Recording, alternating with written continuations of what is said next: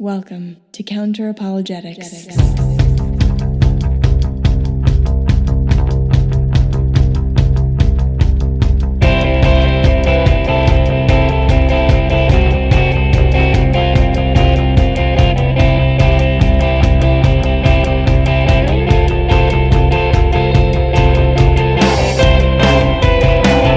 Welcome to Counter-Apologetics. I'm your host, Emerson Green, and today we'll be discussing contingency and cosmological arguments. Arguments from contingency are widely considered to be among the strongest offered in defense of God. This might come as a surprise to some, but contingency arguments, in my experience, have the greatest conversion power. They're more potent and compelling, not only to believers but also to atheists and agnostics, than many other arguments. Further, the results of the 2020 Phil Papers survey have cosmological arguments ranked as the strongest family of arguments for theism. So why don't I spend more time talking about them? And for those who might be unsure what those are, here's a helpful summary from Wikipedia. Quote, "A cosmological argument in natural theology is an argument which claims that the existence of God can be inferred from facts concerning causation, explanation, change, motion, contingency, dependency, or finitude with respect to the universe or some totality of objects." End quote. For many people, Graham Oppy is responsible for popularizing the idea that considerations raised by cosmological and contingency arguments do not favor theism over naturalism. And here are two representative passages that dramatically changed how I viewed the debate. Quote, "Whatever range of options is open to the theist to explain the existence of God, exactly the same range of options is open to the naturalist to explain the existence of the universe. If it's open to the theist to say that God exists of necessity, then it's open to the naturalist to say that the universe exists of necessity. If it's open to the theist to say that God's existence involves an infinite regress, then it's open to the naturalist to say the existence of the universe involves an infinite regress. If it's open to the theist to say the existence of God has no explanation, then it is open to the naturalist to say that the existence of the universe has no explanation. Insofar as we are interested in explaining the existence of the universe, the postulation of a God who creates the universe does not bring with it any explanatory advantage." And here's a quote from Oppy's book, The Best Argument Against God. "Given that naturalists and theists have exactly the same options when it comes to explaining why there is causal stuff rather than complete absence of causal stuff, each can hold that it is necessary that there is causal stuff, and each can hold that it is a brute fact that there is causal stuff, considerations about global causal structure do not count in favor of one view rather than the other. The conclusion that we have reached here may be surprising to some readers. After all, cosmological arguments are widely recognized to be among the strongest standard arguments for the existence of God, and yet cosmological arguments typically appeal to considerations about global causal structure." End quote. Crucially, there is no incompatibility between naturalism and metaphysical necessity. This necessary being could be God, but it might be something that we wouldn't recognize as godlike. It's equally open to theists and naturalists to affirm, to borrow Oppy's way of putting it, that every possible world shares an initial part with the actual world, and that it was impossible for there to be a complete absence of causal stuff. There couldn't have been nothing rather than something. In other words, there is something because there had to be something.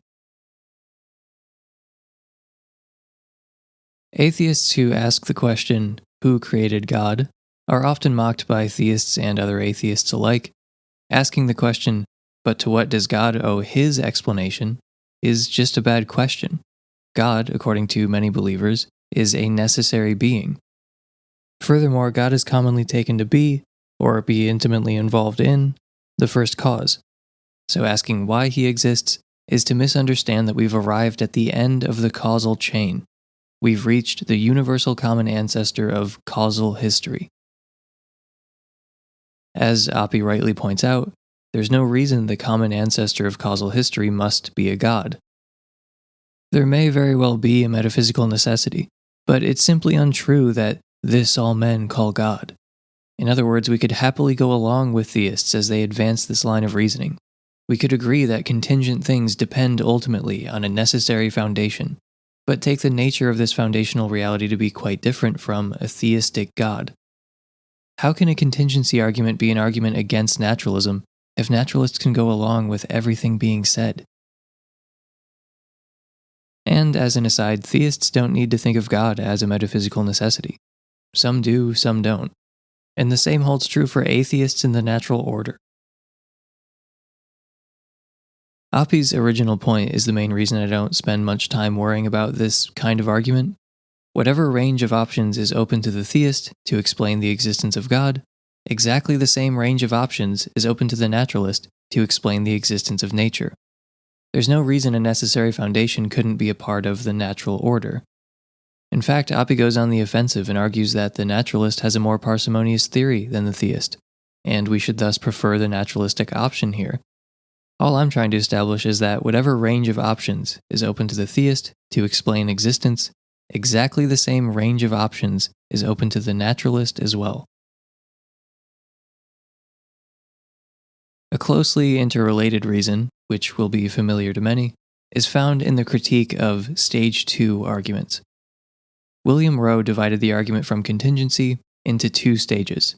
Stage 1, the existence of an independent foundation. Stage 2, the nature of that foundation. After it's established that there is or is likely a necessary being, theists need to argue further that this necessary being is God. Atheists and naturalists can accept the conclusion of Stage 1. Again, how can this constitute an argument against naturalism if naturalists can go along with you in all that's being argued? So, contingent things may depend ultimately on a necessary foundation. But necessary foundation is ambiguous. What is this necessary foundation like? Stage 2 is where we get to God, and it's much weaker than Stage 1. Say we've leveled a successful argument from contingency and established that there must be a foundation of reality that exists of necessity. So we've established the existence of God? No, not quite. Let's say we further establish that this necessary foundation must be conscious. So we've established the existence of God. Well, no again. Say we've demonstrated that this necessary conscious foundation is uncaused, beginningless, immaterial, timeless, spaceless, and enormously powerful. So finally, we've established the existence of God? Even though naturalists typically do not go down the path with theists this far, we certainly could. Philip Goff, responding to theologian Joanna Liedenhag, explains, quote, "If we accept the principle of sufficient reason, we have to postulate a self-explainer. And I think there probably is a self-explainer. However, I don't see why the self-explainer can't be the universe itself." Liedenhag raises 3 objections to this view, which I lay out below together with my responses. Objection 1. The universe began to exist, and hence doesn't exist necessarily. Response. It's true that the temporal phase of the universe began to exist, but it could be that, in the absence of time, the universe exists in a timeless form. Liedenhag may object that we have no reason to think the universe could exist in a timeless form. I would respond, the PSR entails that we must choose between 2 hypotheses, a self-explaining universe, which can exist in a timeless form, or a supernatural self-explainer distinct from the physical universe. The former is more parsimonious, and therefore the one we ought to go for. Objection 2. If the universe exists necessarily, nothing is contingent. Response. I don't think that's quite right. If there is quantum indeterminacy, then this will introduce an element of contingency, and the necessity of the universe's existence is consistent with the emergence of libertarian free will. Objection 3. It's conceivable that the universe doesn't exist. Response. It's also conceivable that God doesn't exist, or at least it's conceivable that an all-knowing, all-powerful, and perfectly good being doesn't exist. Of course, some define God as existing necessarily, but I could equally stipulate that the universe exists necessarily. Why not take the more parsimonious option of ascribing that nature to the universe itself? End quote. The point is not that you must accept a necessary foundation, or panpsychism, or anything we've been exploring. You don't have to believe that the natural order exists of necessity, or that there's an independent, necessary foundation of reality that has any of the attributes that we've discussed. The point is that you could. How can an argument of this sort be an argument against naturalism if a naturalist could agree with everything established by the argument? Given the length of this episode, hopefully you were not under the impression that I'm purporting to give a comprehensive analysis of contingency and cosmological arguments.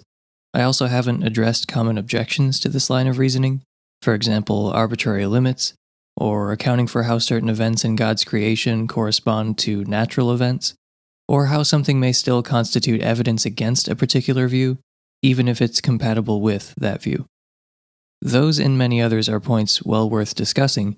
I only felt compelled to make this brief episode because I've hardly made reference to these sorts of arguments in the entire course of this podcast, and I thought I should explain why.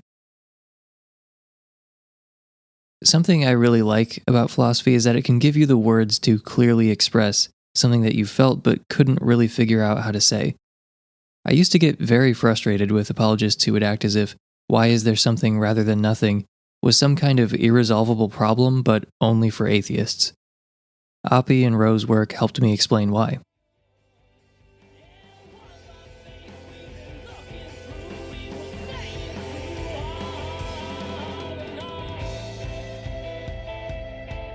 That's all I have for you today. So I have a new patron to induct into the illustrious Patron Hall of Fame. So let me thank my Patron Hall of Famers: Phil Stillwell, Grim Frenzy, Dehydrated Myself Until Aaron Made Me Moist, Richard Crossan, Rory B. Murkowski, Henry W. Bartholomew, and John Buck.